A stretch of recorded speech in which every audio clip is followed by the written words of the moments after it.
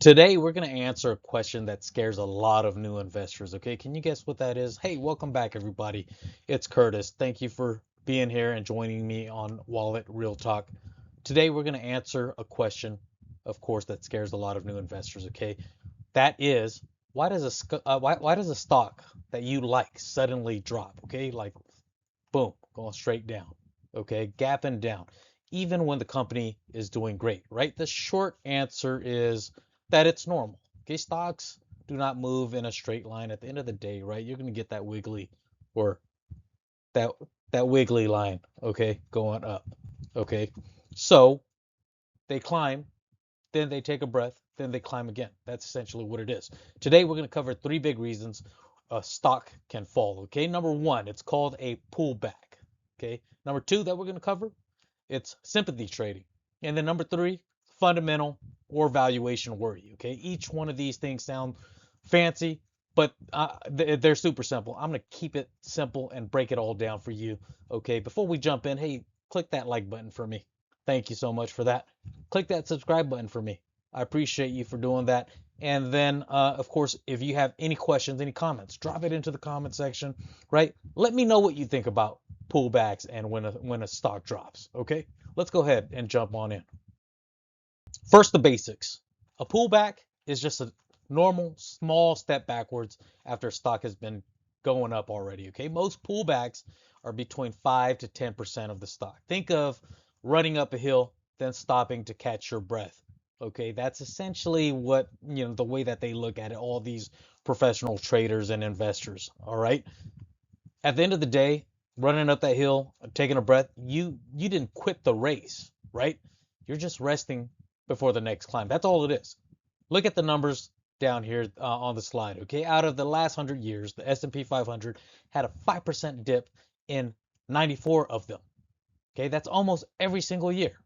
On average, it happens about 3 times a year. Okay, and the typical worst drop inside the year is around 14%. So if your stock dipped, hey, it's taking a deep breath. Don't worry about it, okay? Especially if the fundamentals are strong, if it's a great company, you have nothing to worry about. And if it's not a great company and you're speculating, you're expected to have some drops, right? So, but at the end of the day, I would encourage that you invest in good fundamental, strong companies. All right. At the end of the day, too, these drops, right? It's not a sign that the world is ending.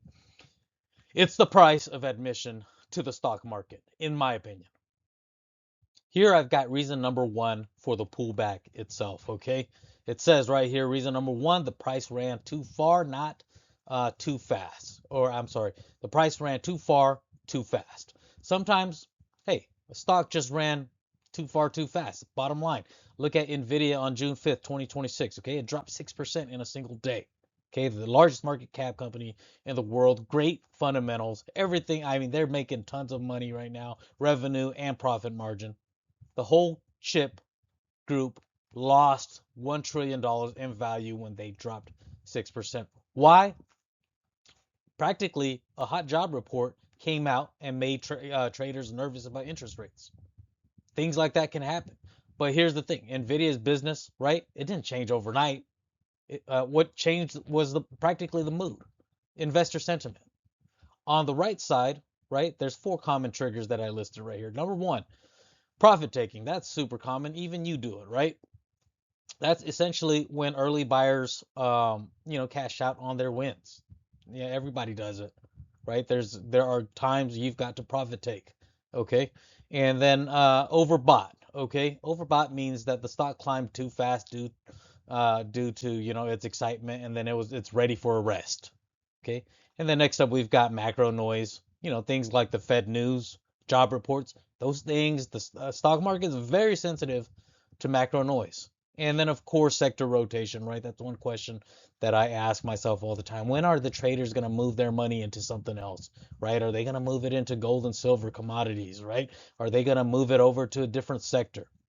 Those things are stuff that investors should have on their mind when they reassess.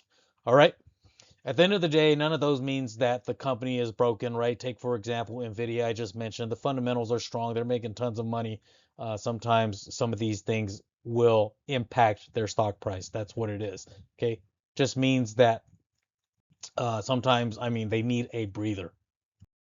And then here I've got reason number two, which is sympathy trading. And this one kind of bothers me a lot, but hey, it's a funny name. That's not what bothers me. It's actually, yeah, it's what happens when sympathy trading happens, all right? It doesn't mean that traders feel sorry for each other. It just means that when one stock drops, right, similar stocks drop too, and you should expect that. If you're not aware of that already, I mean, think about it. When a big stock in a sector starts dropping, right, some of the other same, similar type businesses in that same sector is gonna end up dropping as well, even if nothing bad happened to them. Okay, take a look going back into the chip sector again when nvidia fell 6% on June 5th earlier this year. AMD dropped about 11%. All right. Micron fell 9%. Broadcom lost about 20% in a single week. These companies didn't report bad news. Okay. The traders just decided that, hey, you know what? If the greatest company, chip company in the world is shaky, then maybe the whole entire chip group must be shaky. And that attitude is contagious. Just put it that way. Now take a look at the dark bar at the bottom, okay? In October 2025, two small banks named Zions and Western Alliance reported bad loans. That was their news, okay? Not everybody else's, but the regional bank index dropped 6.3% in a single day. Bloomberg practically called it sell first, ask questions later, okay? That to me is sympathy trading in real life. Real simple breakdown, right? At the end of the day, if one business in that sector ends up going down, some of them may end up following. So practically, the lesson of this right here is when a leader sneezes, the group catches a cold. I've got reason number three right here, which is the trickiest in my opinion, right? It's called the fundamental or valuation concern. Big fancy word for a simple idea. Essentially, the price just got way too expensive compared to how much money the company is actually making, right? That happens all the time. But I've got an example here with a company that I love, which is Palantir, right? They've got tons of potential. It reported amazing earnings in May of 2025. Revenue beat the forecast. Guidance was raised, right? I mean, the world is their, I mean, oyster practically. Sounds great, right? The stock dropped 9% the next day. Why? Because its price to earnings ratio was over 600. That's wild. Investors had already priced in for perfection. I know that's a cliche. So, good numbers was just essentially not good enough. On the right, I've got three warning signs for you, okay? The number one sign is the PE ratio. That's just the price divided by the company's yearly earnings. In late 2025, the S&P 500 PE was around 30. The long-term average is closer to 16. And then number two is the Schiller Cape, okay? CAPE. It's essentially a smoother version of the price earnings PE, right? It hit 40 in November of 2025. That was higher than right before the 1929 and 1999 crashes. And then the third sign, right? Big banks such as Goldman Sachs, Morgan Stanley, the ones that we always listen closely, right? Both of them practically warned of a correction. When things like that happen, right?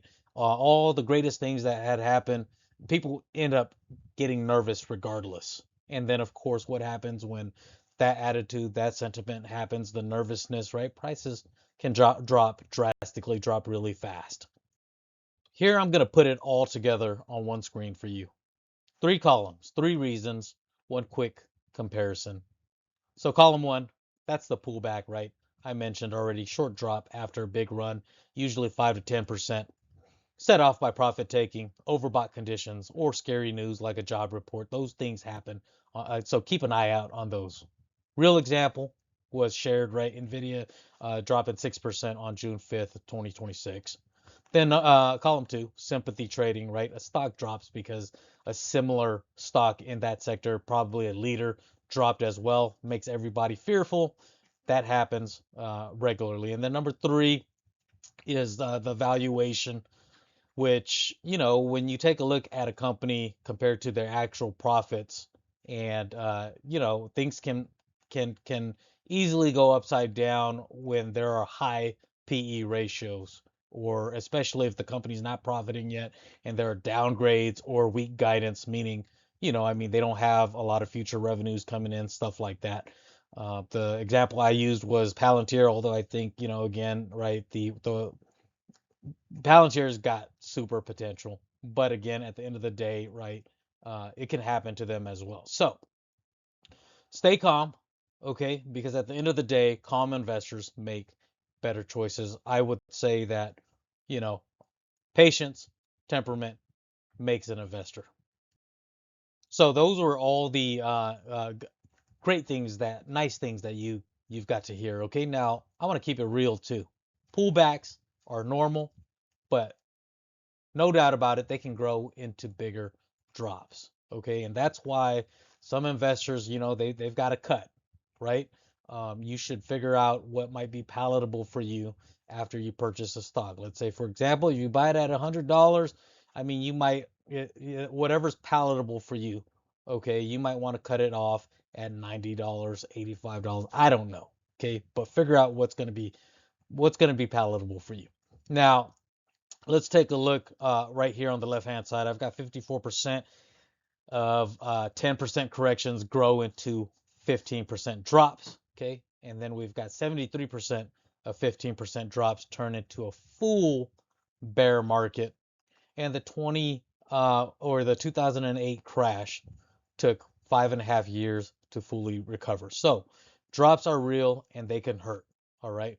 But I want to let you know, okay, if you're not an institutional investor or an investor that's got to show returns every quarter, every whenever, okay, if you're like most of us, the retail investors, you've got a long runway. Okay, 5.5 years is a long time, but at the end of the day, I mean, if you're going to hold for 20 years, you're in great shape.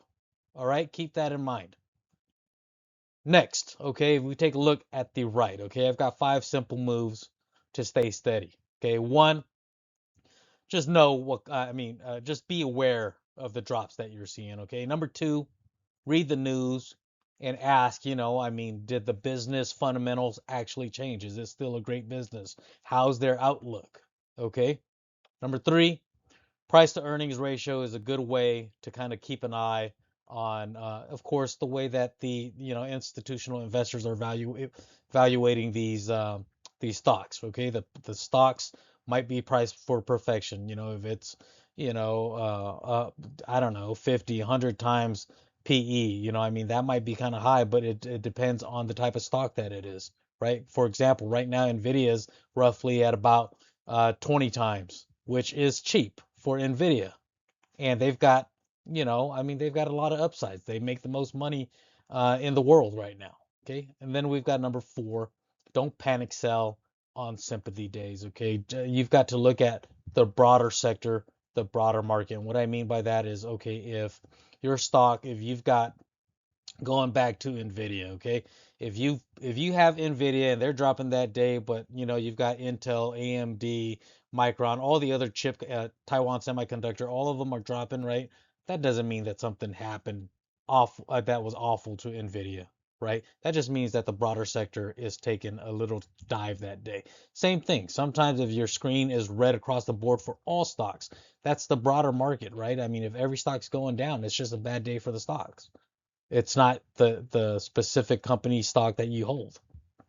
And then number five, right? Like I said, hey, zoom out. Okay. If over the long run, if you got a long runway, okay. Like I said, it's gonna zig and zag, might drop hard sometimes, but at the end of the day, right? If you zoom out, you know, 20 years or whatever, it's gonna end up going like this. Okay. To wrap it up, okay, I've got the whole story in 3 lines right here, okay? One, pullback. Two, sympathy. Three, valuation. Okay? Stay calm, make smart choices, make wise choices. Don't let your emotion get the best of you. All right? If this helped you at all, click that like button for me, that thumbs up, okay? If you've got any questions, drop it into the comment. I'll try my best to respond back to you all. And then please give me a subscribe by clicking that subscribe button. I appreciate you and thank you so much for that. I hope this helped you out. I look forward to next time. Make it a great day.